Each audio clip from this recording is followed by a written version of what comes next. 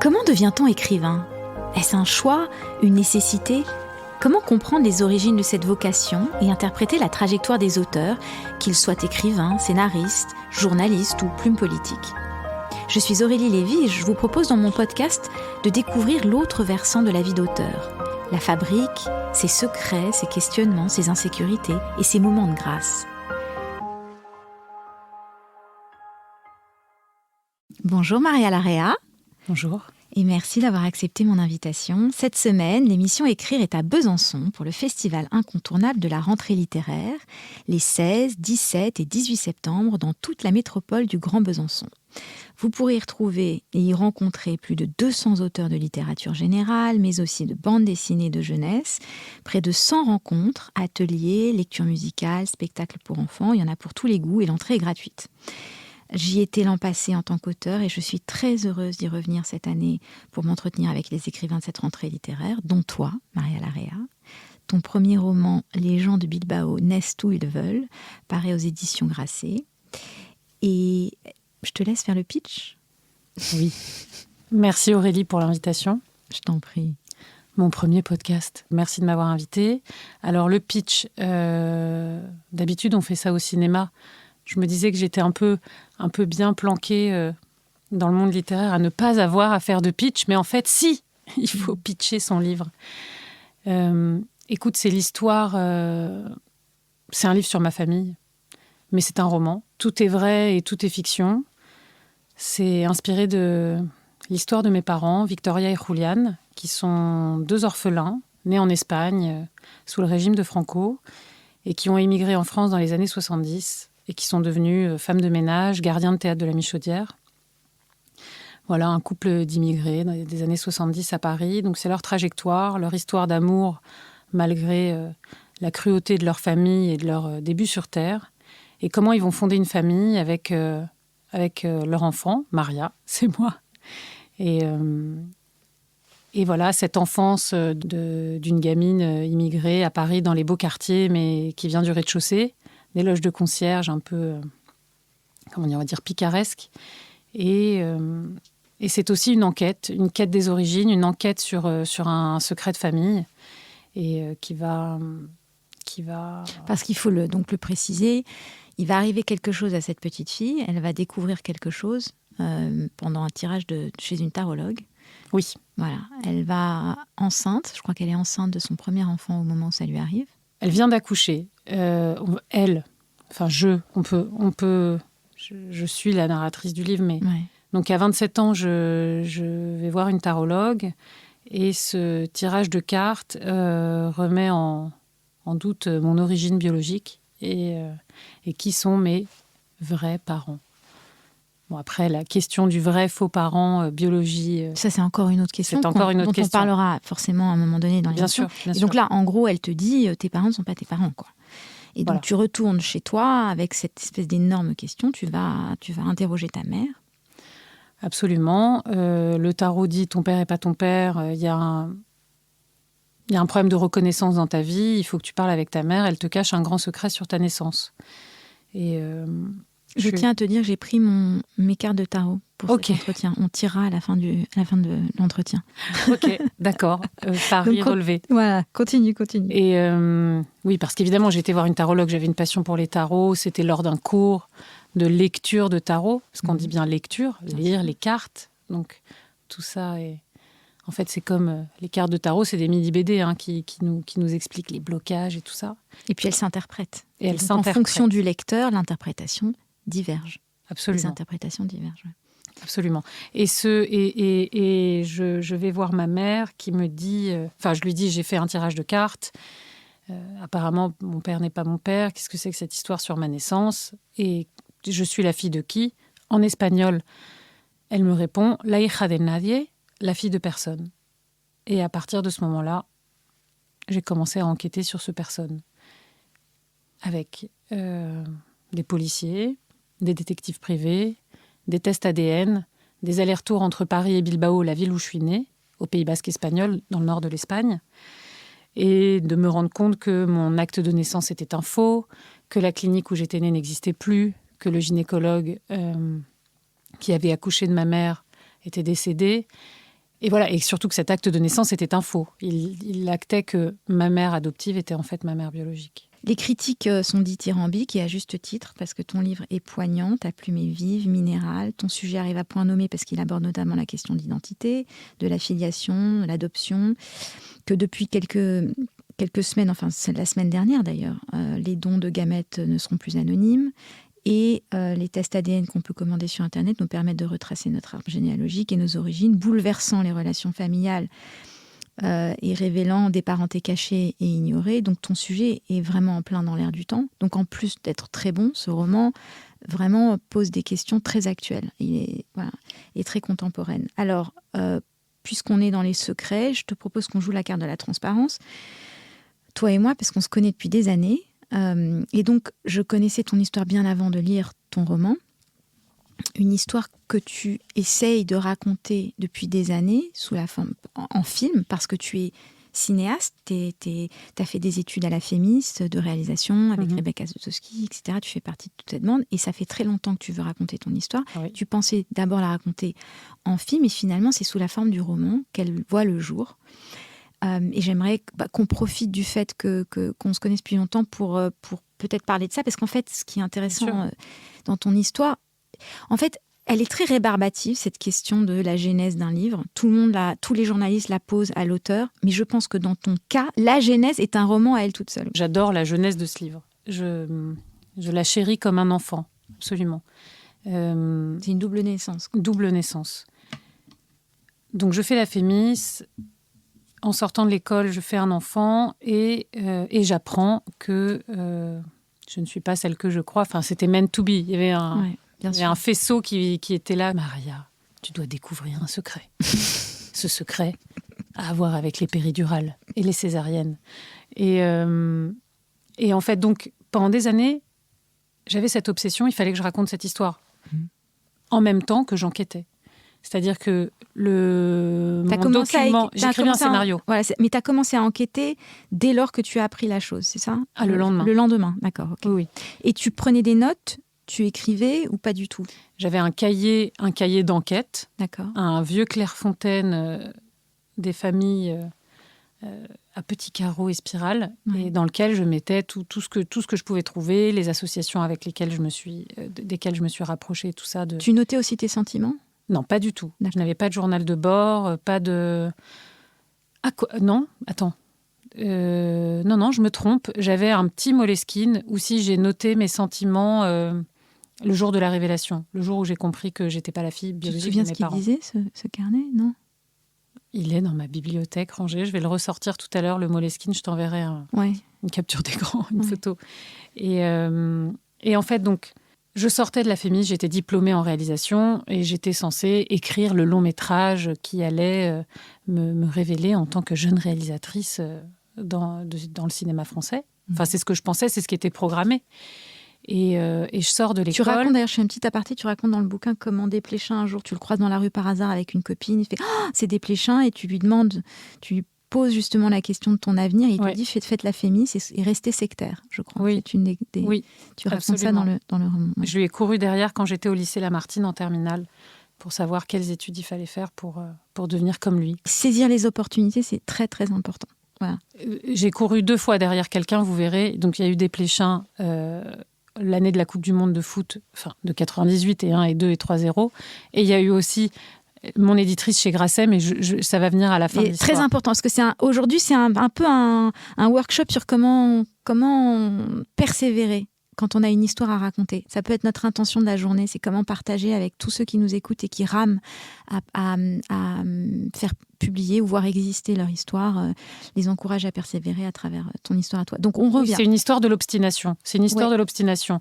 J'ai cette obsession d'enquêter sur mon histoire biologique, sur mes origines, et en même temps que j'enquête, un document de scénario dans mon ordinateur est en fait la béquille. Je me dis, il faut tout de suite que je raconte cette histoire. Donc pendant des années, j'enquête, l'enquête est compliquée, et pendant des années, j'écris ce scénario, et c'est compliqué. Avec des hauts et des bas, faire un film aujourd'hui, ça tient du miracle. Le cinéma, c'est l'art de la collaboration, mais aussi du compromis. Les castings, les financements, les chaînes de télé, l'aide des régions. Un film, il y a beaucoup d'argent qui est en jeu et il y a beaucoup de gens qui donnent leur avis. Donc, nous, scénaristes, réalisateurs, très cher. auteurs. Et c'est très cher. C'est ça qu'il faut. C'est peut-être la grande différence. On en a parlé avec Lucas Belvaux, dont vous écouterez aussi l'entretien. Le livre est quand même beaucoup moins cher. Voilà, c'est une histoire qui se raconte avec des moyens plus raisonnables, quoi. Absolument. Et on peut travailler à côté d'un autre travail. Et donc, je développe ce scénario, je monte un casting. Des financements commencent à venir, mais pas le CNC. L'avance sur recette, je me plante au dernier tour. L'avance sur recette, pour expliquer à nos auditeurs, il y a toute une liste d'entités à laquelle on propose le projet et qui peuvent ou non la soutenir financièrement. Et c'est l'assemblage de toutes ces petites poches qui fait qu'un film devient financé. Voilà. Et donc, il y a des aides gouvernementales, privées. Voilà. Le CNC, c'est de l'argent public, Centre national de la cinématographie. Et le film est vraiment à l'orée de se faire. Je gagne un prix du public au Festival d'Angers à la lecture de mon scénario, qui est diffusé sur France Culture lors d'un podcast. C'était le prix. Il n'y avait pas d'argent, il y avait une médaille et d'être diffusé sur France Culture. Le scénario in extenso. Ouais. Donc, mais pourtant, le financement s'écroule. Et le film ne se fait pas. Je suis très, très malheureuse. Mais pourtant, le film existe d'une certaine façon, de façon sonore, sur France Culture. Et un jour, une amie à moi, qui est professeure de français agrégée, donc quelqu'un de très intelligent, de brillant, me téléphone et me dit « Maria, tu t'es trompée ». Je lui dis « Mais comment ça, je me suis trompée ?» Elle me dit « Je viens d'écouter ton scénario sur France Culture. Je suis émue aux larmes, mais c'est romanesque. En fait, on va raccrocher et tu vas t'inscrire dans un atelier d'écriture et tu vas écrire un roman. Parce que c'est ça la destinée de ton histoire. » Et voilà, la petite fille espagnole du fond de la classe qui bavardait beaucoup, j'avais pas trop de mauvaises notes, j'étais assez forte en dictée. Mais ceci dit, le fait que cette autorité... Et pourtant, voilà, je suis une grande lectrice. La littérature est très importante pour moi, mais pour moi, la littérature, voilà, c'était Zola, Balzac, c'était au-delà, c'était pas pour moi. Le cinéma, c'est un art plus populaire. J'ai maté Santa Barbara avec ma mère. Après, je suis arrivée à Maurice Pialat, mais... T'inquiète qu'il y a plein de grands écrivains qui regardent Santa Barbara. Hein. Cool. Et donc, elle m'autorise ça. Et ça a vraiment fait un déclic dans ma tête. J'ai raccroché. Je me suis inscrite à un atelier d'écriture à l'école Les Mots, rue Dante, dans le 5e. J'ai fait plusieurs ateliers et j'ai écrit le prologue et le premier chapitre en 1h30. En fait, elle avait débloqué quelque chose d'essentiel. Et tu te souviens ce qu'elle t'a dit ou... C'est romanesque. Écrit un roman, écrit. En fait, en me disant ça, elle me disait tout le monde peut écrire, tu peux écrire. C'est ce que je pense, tout le monde. Elle m'a autorisée et tout le monde peut écrire. Comme tout le monde peut faire un film. Tout le monde peut écrire. Tout le monde doit écrire. Tout le monde doit faire des films. Tout le monde doit exprimer quelque chose à un moment donné. Je ne sais pas quoi, je ne sais pas comment, mais c'est de l'ordre de la... On parlait de santé mentale, c'est de l'ordre de la santé mentale à un moment que d'exprimer ses sentiments. Et c'est ce que j'ai voulu faire avec l'écriture de ce roman. On parlait de la fiction, de la réalité. Quand j'écris ce livre, évidemment, les faits, les fragments, c'est la mémoire de ma famille, les histoires que me racontaient mes parents, ce dont je me souviens. Mais après, ce que je tisse, la chair, la vie, ce qui est littérature et fiction, ce sont les sentiments et les émotions que j'ai essayé de faire passer et de convoquer au moment de l'écriture. Tu l'as très bien fait d'ailleurs. Les émotions sont traduites. Elles sont palpables, elles sont vivantes. Donc cette femme te galvanise. Et donc là, en 1h30, tu as le prologue et le premier chapitre. Ouais. Alors parfois, on s'arrête à ça. Parce que le premier jet peut être extrêmement excitant, rassurant. Et puis on peut se confronter ensuite à la difficulté du deuxième chapitre, comme du deuxième film d'ailleurs. En fait, le roman alterne les parties de l'enfance de Victoria et Julián en Espagne qui commence dans les années 40 et l'autre musique du livre, ce sont les chapitres de mon enfance à Paris dans les années 80. Donc, au moment où il a fallu se coltiner mon enfance dans les années 80, c'était plus difficile. Donc, c'est à partir du chapitre 3 ou 4 où là, j'ai commencé à me dire genre, mince, il va falloir que je me foute à poil. Je vais pas raconter la jeunesse de Julián et Victoria il va bien falloir que je me mouille, quoi. Elle Donc est très littéraire, je tiens à le dire, cette jeunesse de Julián et Victoria. Ce sont de très beaux personnages qui nous replongent dans l'Espagne franquiste, la cruauté aussi de cette époque. La misère, la pauvreté. C'est très bien retranscrit. Voilà. Et ils sont très touchants, ces deux personnages. Mais c'est ce qui fait que ton livre est plus qu'une autofiction, parce que justement, il y a bien plus que ça. Donc c'était très important qu'ils y soient et qu'ils soient proprement romancés aussi. Oui, je pense ils sont aussi mes parents dans le livre. Ils ont pu donner naissance à ce chapitre suivant en habitant le livre en tant que personnage, Victoria et Julián, parce que vraiment, quand ils me racontaient leur enfance, je trouvais que c'était des héros en puissance, des héros de Dickens. Vraiment, ils le sont. Ouais. Par contre, plus compliqué, parce que là, justement, tu n'as plus le poids de l'histoire, tu n'as plus des effets dramatiques liés au contexte politique, à la pauvreté. Tu dois t'attacher à raconter donc les années 80 à Paris.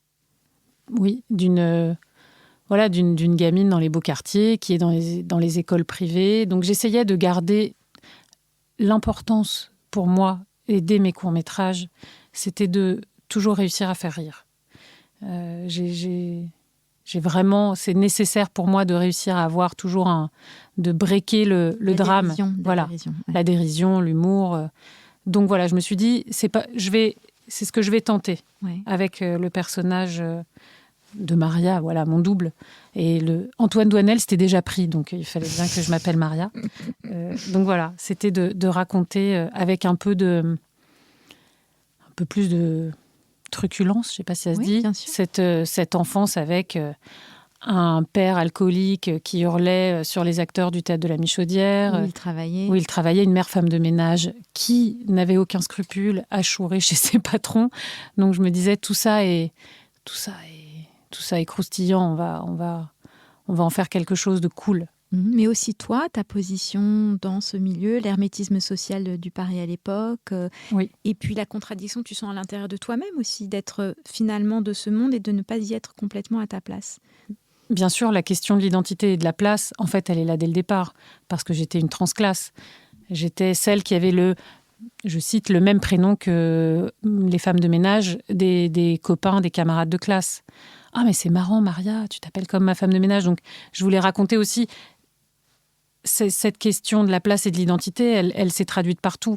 Mes parents qui, en fait, me cachaient ce secret d'appartenance, d'identité, et t'es pauvre chez les riches, espagnole chez les Français, parisienne chez les Espagnols. Rien n'était comme il faut, quoi. Tout était tordu. Tout était comme de l'autre côté du miroir, en fait. Et il fallait, et ce que j'essayais à travers ces chapitres-là, c'était de mettre à chaque fois une petite... comme le caillou du petit pousset. Alors attention, là, il y a ça va pour arriver jusqu'à la révélation, en fait. Tirer le fil de la question de l'identité, de la place, avec les péripéties d'une petite fille. Donc, tu es sur ces premiers chapitres des années 80, et puis qu'est-ce qui se passe ? On continue dans la narration de notre narration. Dans la narration de la narration. Alors attends, après des allers-retours avec l'Espagne, en fait, dans la construction du livre, je me suis dit, tout de suite, j'ai eu le plan, en fait. Et je me suis dit, je vais le faire en 2 parties. La première partie, il va falloir monter crescendo jusqu'au tarot, jusqu'à la séance de tarot, jusqu'au point d'orgue. Et suite au point d'orgue, la deuxième partie, c'était l'enquête qui est plus contemporaine. Donc la première partie alterne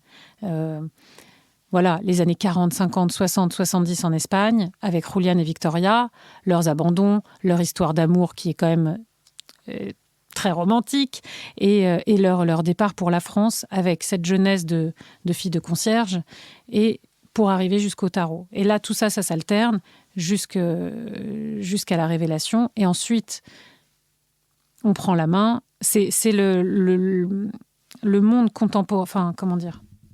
Actuel, tu veux dire, le temps présent. C'est le temps presque présent qui prend la main dans la deuxième partie. Alors, on n'a pas besoin de raconter tout le livre parce que je ne veux pas le spoiler.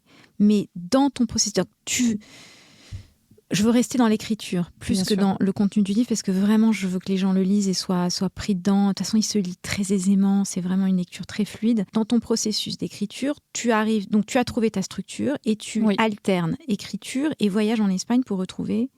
Ouais. Dans tes l'enquête, parents- voilà, dans l'enquête. Finalement, tes parents biologiques, ça, pour retrouver l'identité de... Oui, retrouver... Alors, est-ce que c'est vraiment retrouver un parent biologique ? C'est pas forcément chercher quelqu'un, mais c'est chercher l'histoire. Et c'est encore ce truc de fiction. J'écrivais de la fiction alors que je découvrais que j'en étais une. Parce qu'en fait, on m'a raconté une histoire, on m'a menti. Et je voulais découvrir quelle était l'histoire avant l'histoire. Plus que retrouver quelqu'un. Finalement, quand on cherche un parent biologique, on n'a pas forcément grand-chose à lui dire. Mais on attend qu'il nous raconte. On attend qu'il nous raconte quelle a été l'histoire d'avant qui est celle qui crée l'histoire d'aujourd'hui. Et en même temps de tout ça, tu es en train d'élever un petit garçon à qui tu racontes aussi son histoire, j'imagine. Oui, j'ai vu que j'avais été un peu le dindon de la farce de mon adoption. J'avais décidé de raconter à mon fils la vérité. Oui, lui était au courant de mes recherches et de... Donc même bébé, tu lui racontais, voilà ce que maman est en train de faire, etc. etc. Oui, la génération post-Dolto, ouais, c'est ça. on communique, on dialogue, absolument. Donc tout ça arrive et quand tu fais tes voyages, tu vas découvrir donc... Ah, je découvre que l'Espagne... Alors, c'est fou, il y a vraiment des timings pour tout. Je découvre que l'Espagne, en fait, a vraiment des vieux dossiers cachés, semi-cachés sous le tapis. Ils commencent à émerger en même temps que mon enquête.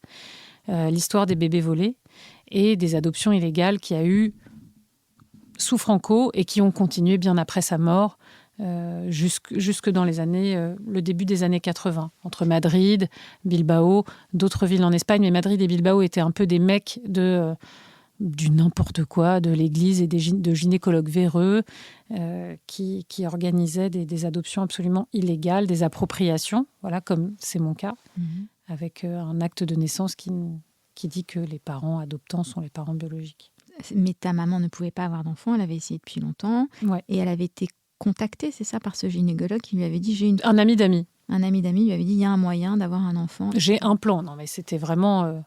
j'ai un plan, c'était dans l'Argus, quoi. C'était comme avoir un plan pour quelqu'un qui fait les travaux chez soi, j'ai un gynéco qui peut avoir un bébé. Donc à ce moment-là, tu découvres... qu'il y a eu mensonge, mais mensonge à une échelle un peu nationale. À une échelle nationale, absolument. Avec l'Opus Dei qui est mouillé là-dedans. Ouais. Parce qu'évidemment, les sages-femmes, c'était des bonnes sœurs. Et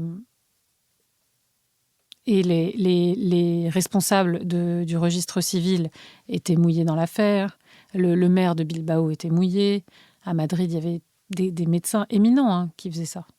Et donc, tu es habité par quel sentiment à ce moment-là ? Tu t'en souviens ? Oui, je m'en souviens bien. En fait, je vais parler d'un autre personnage. C'est le personnage de Millennium. Je me sentais un peu comme la nana dans Millennium qui a envie de tout cramer, qui fait de la moto avec les cheveux noirs et des piercings, ce qui a été mon cas dans ma jeunesse. Ta colère, mon Dieu. Ouais, j'étais super vénère. Et en même temps, toujours habitée, toujours obstinée. Il y a vraiment un truc, j'ai jamais lâché l'affaire. C'est 14 ans d'enquête. Wow.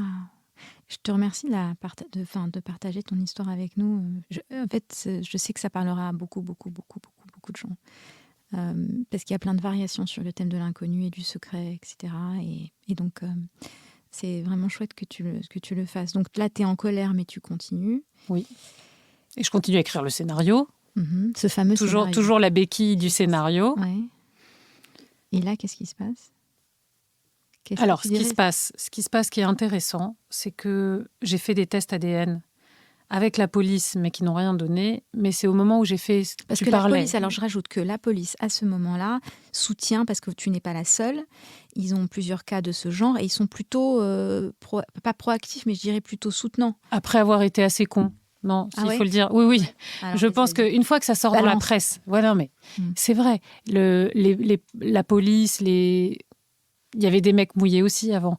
Du moment où ça sort dans la presse et où des associations se montent, et c'est vraiment en synchronicité avec ma découverte, c'est à ce moment-là que la police commence à un peu montrer patte blanche. Il y avait un échange d'argent ou c'était simplement pour se Non, il y a un d'enfants? échange d'argent. D'accord. Bien sûr. C'était un business à but lucratif. Mais oui, oulala. Ok. Des gens ont gagné beaucoup d'argent avec ça. Mm. Mais au moment de l'enquête, donc je fais un test ADN avec la police, mais qui donne rien. J'embauche un détective privé. Et en fait, ce qui va vraiment faire la différence dans toute cette histoire, c'est MyHeritage. C'est le test ADN dit récréatif, qui normalement est interdit en France, mais on peut les commander online. Et je fais ce test alors que je pense que mon scénario est au point mort, l'enquête est au point mort, il y a un cul-de-sac dans ma vie professionnelle et dans ma vie personnelle par rapport à toute cette histoire. Et en fait, ça va changer la donne.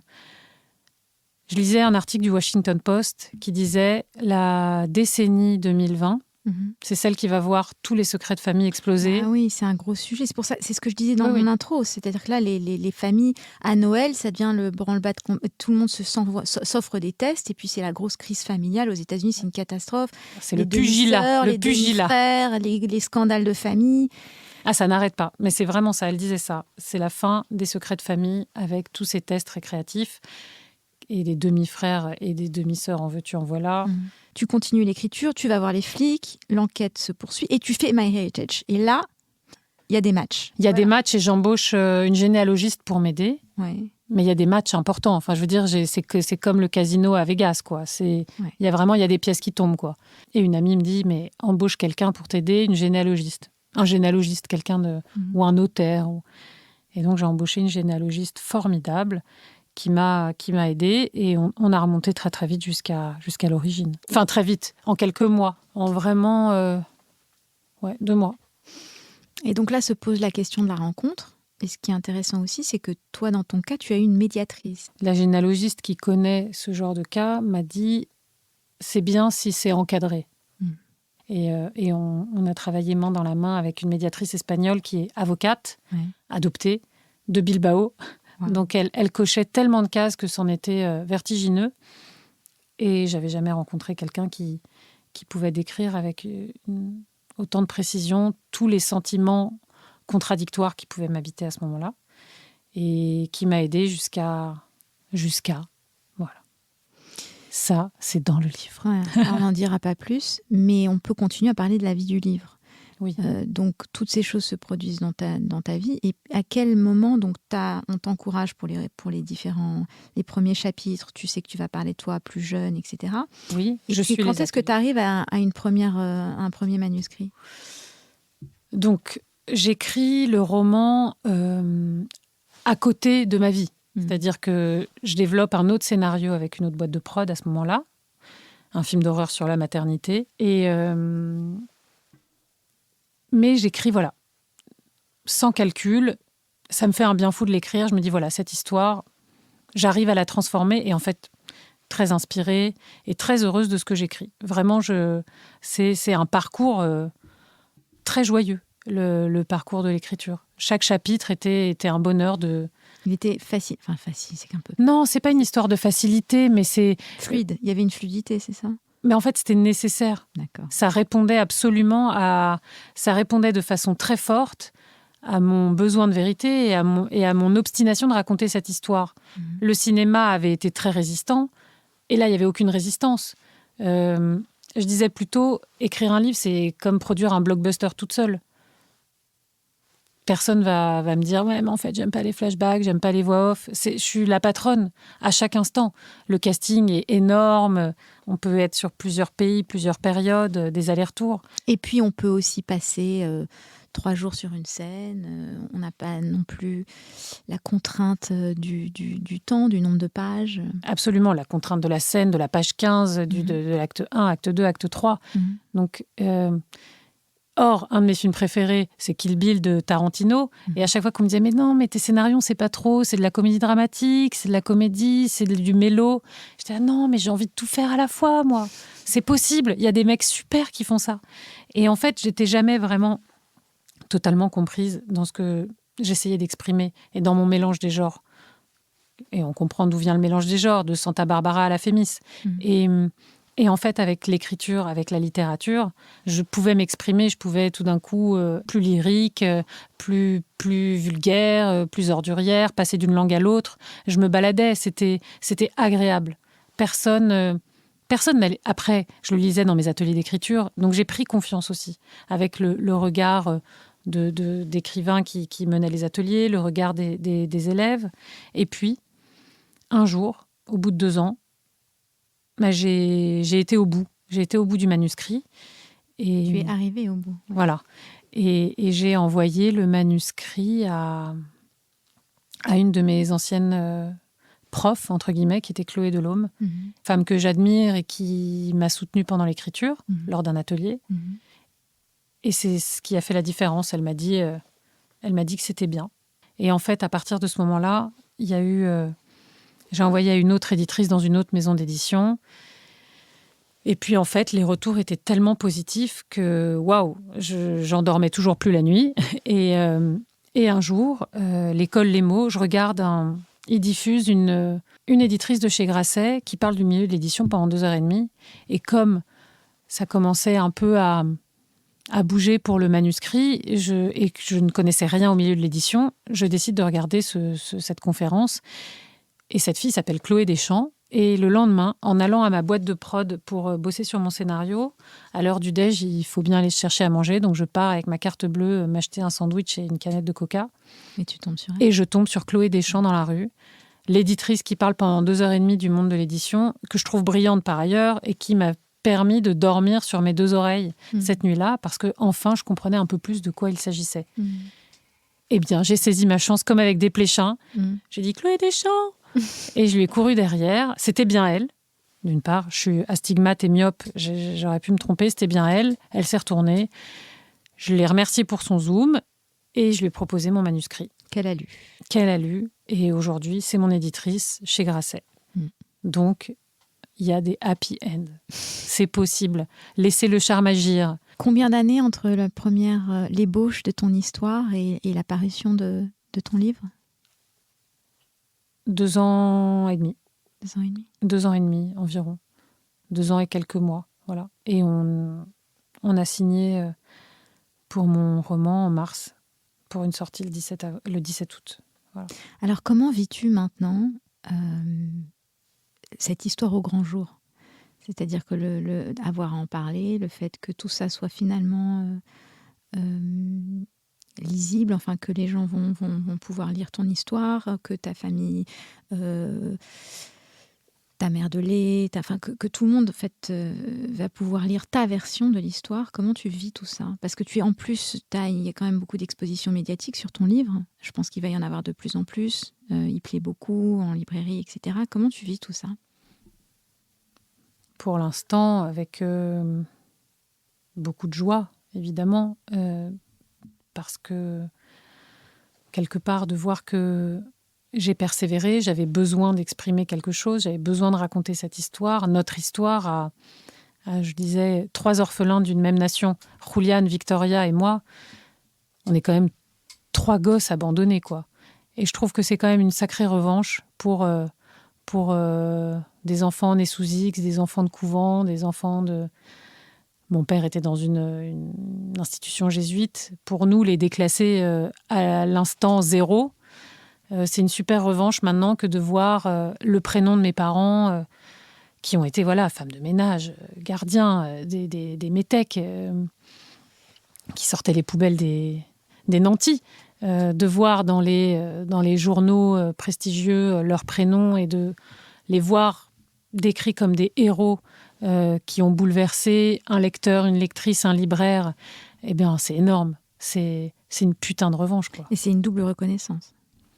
Ah ouais, là, c'est de la reconnaissance à go. La tarologue l'avait dit. C'est un problème de reconnaissance et j'ai l'impression que ça se règle. La 4e de couve parle de la naissance d'une romancière. Tu t'es redécouverte une famille, les 3 orphelins dont tu parles, que vous formez, ton père, ta mère et toi. Une famille biologique, puisque c'est le terme qui est utilisé, même si j'exècre un peu ce terme étrange. Et tu t'es trouvé aussi apparemment une vocation. Oui, une place, c'est vrai. C'est la place dans le cinéma était compliquée, était difficile, et je m'attendais pas à cette place-là d'écrivain. Donc là, tu travailles déjà sur le deuxième roman ? J'ai déjà fait un document Word, ouais. Ah. Il y a un point doc quelque part dans lequel je note des choses. Non, oui, je trouve ce monde très accueillant. Ouais. Enfin, en tout cas, j'ai été très bien accueillie.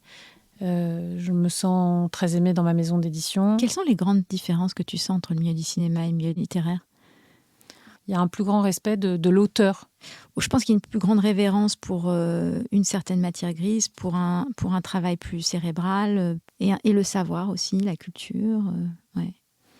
Mais le cinéma et la littérature sont vraiment complémentaires, proches. Enfin, j'ai l'impression il y a moins de gens dont il faut avoir un green light. Tu vois, on parle de green light dans le cinéma, la lumière verte.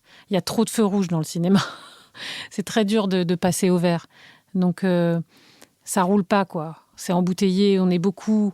C'est ça qui est difficile. Après, là, moi, tout est une première fois. Je suis la ravie de la crèche. Donc, j'ai beaucoup de chance aussi. Je pense que les maisons d'édition aussi reçoivent plein de manuscrits tout le temps, tous les jours. Et que c'est aussi un défi d'être publié. Et en tout cas, je chéris ma chance et le bonheur que c'est aujourd'hui de voir mon premier roman publié, qui est l'histoire de mes parents, mon histoire, et de voir que, voilà, il est sorti il y a peu de temps, mais que ça touche déjà des lectrices et des lecteurs. Comment tu négocies ton rôle de mère avec tout ce qui t'est arrivé et avec ce qui se passe dans ta vie en ce moment ? C'est rock'n'roll. Je parlais de l'homme de Vitruve de Vinci. Je me sens un peu homme de Vitruve / Shiva.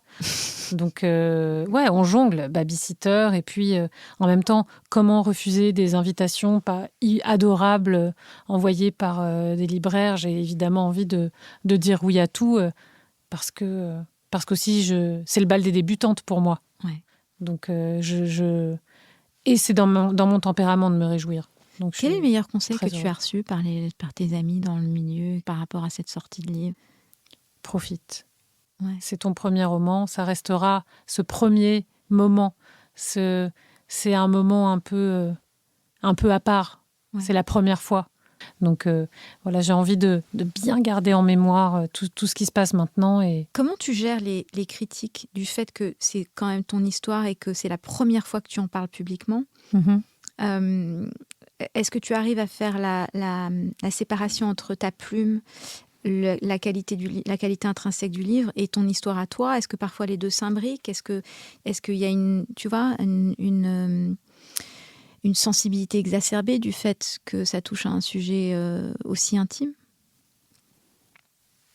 Je me suis quand même endurcie au fil des ans grâce au cinéma. À cause du cinéma, je me suis endurcie, donc j'encaisse. Et pour l'instant, il n'y a rien de trop négatif. Pas de pugilat sur le livre, mais pour l'instant, il n'y a pas de souffrance. Non, pour l'instant, c'est que de la joie. Quelle est la question que tu aimerais qu'on te pose au sujet de ce livre qu'on ne t'a pas posé encore ? En fait, qu'est-ce que tu as envie de dire de ce livre, de cette œuvre, de ton expérience que tu as envie de partager, qu'on n'a pas forcément, sollicité sur ce terrain ? Alors là, je sèche, là. Tu sèches ? Ouais. Peut-être qu'il n'y a rien. Hein. Tu l'as écrit pourquoi, ce livre ? Je te pose la question parce que... Très bien, non, mais c'est ça, c'est super, ça. Ouais. Pourquoi j'ai écrit ce livre ? Ouais. Pour m'emparer de mon histoire. Pour m'emparer de mon histoire et de pouvoir aller dans chaque recoin. Parce que je parle beaucoup d'ombre et de lumière. Et il y avait vraiment envie de m'emparer de l'histoire. Et je disais, quand on apprend comme ça, quand la vie est bouleversée par un énorme secret de famille comme ça, je reviens au cinéma, c'est comme changer de chef-op. On revoit E.T. ou les 400 coups, mais c'est un autre chef-op qui a fait l'image, quoi. On revoit sa vie, mais c'est éclairé à des endroits différents. Les zones d'ombre deviennent lumière, les zones de lumière deviennent des zones d'ombre. Et donc, il fallait que je m'empare de l'histoire et je voulais y mettre beaucoup, beaucoup de lumière. Mais par rapport au style d'écriture, Bizarrement, il est question d'identité, mais j'ai l'impression que ton style, tu l'as trouvé très, très spontanément. Oui, j'ai pas... Tu t'es même pas posé la question. Non, je me suis pas posé la question. J'ai essayé d'être... Ouais, enfin... T'étais plus libre, en fait, sur très ce libre, domaine-là. très en fait, libre. Du fait que... Et au-delà du cinéma, aussi, j'ai été DJ. Ça, une période de ma vie, dans les années 2000. Et je pense qu'il y a un truc comme ça de... Je pense à ça. Il faut faire danser les foules. Il y a des gens sur une piste de danse qui sont en train de boire une margarita et il faut enchaîner les disques et que ça continue à être festif et à ce que la fête continue. Donc peut-être qu'il y a un truc comme ça dans ma plume où j'ai essayé en tout cas que ça danse tout le temps, quoi, qu'il y ait du rythme, que ça, ouais, qu'on quitte pas la piste, quoi. Et t'as la pression du deuxième livre ou pas? Je me dis que j'ai réussi à faire ça. Qu'est-ce que je vais faire après? Mais j'ai encore des disques. C'est ça, hein, ouais. J'ai encore des disques. Est-ce qu'il y a quelque chose que tu as envie de rajouter, communiquer, partager, quelque chose que tu espères par rapport à ce livre et que tu as envie de partager avec les gens qui nous écoutent? Alors, d'abord, j'aimerais partager, mais tu as mis tu as mis un éclairage là-dessus sur persévérer, continuez, exprimez-vous, écrivez des scénarios, des courts-métrages, des longs-métrages, des livres, des poèmes, dans vos notes sur votre iPhone, sur votre ordi, dans un carnet, exprimez-vous et un jour ça peut fonctionner et vous pouvez partager avec d'autres ce que vous avez à dire. C'est un Oscar speech que tu me fais là. Oscar speech. And I want to thank God and my mother. And my mom, and so much, and I'm so excited. And thank you to the Academy, and thank you to la Maison Grasset. And I want to thank my agent. J'adore. Attends, j'ai une passion. Pour ton vraiment. agente. Alors non, j'ai une passion pour mon agente qui est formidable, qui s'appelle Olivia de Dieu le veut. Et j'ai une passion quand j'ai un peu le blues et que j'ai hyper envie de chialer pour vraiment m'enfoncer dans le fin fond de la mélancolie et parce que ça fait du bien, on peut écouter Elliott Smith, etc. Ouais. Mais c'est surtout, je vous recommande à tous d'aller sur YouTube et de regarder des gens qui reçoivent des prix. Je trouve ça fantastique. Moi, je le fais tout le temps, j'adore ça. Lesquels est ton préféré? Javier Bardem. Dans quoi? Un Oscar ou... Pour l'Oscar de No Country for Old Men. Qu'est-ce qu'il dit? Il parle à sa mère et il dit qu'il dédie aux comédiens espagnols, mais comedians, qui étaient aussi les humoristes, les comédiens populaires espagnols qui sont venus avant lui et qui sont venus sous Franco d'ailleurs. Et voilà, il parle, il prend le pouvoir, il parle en espagnol au moment de... Enfin, il parle en anglais et ensuite en espagnol. Et là, à chaque fois, il met à terre.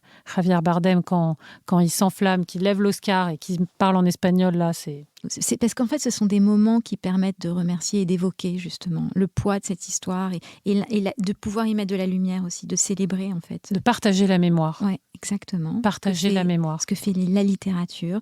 Je te remercie d'être venu. C'était un très beau moment. J'espère qu'il inspirera les gens qui écrivent, les encourager. Je rappelle que tu seras à Besançon 16, 17, 18 pour signer des bouquins. Je ne sais pas où ce sera, dans quel stand, mais tout sera indiqué. Je te souhaite une sublime route. Et merci Aurélie, merci infiniment de m'avoir invitée. Je t'en prie. Merci. Au revoir.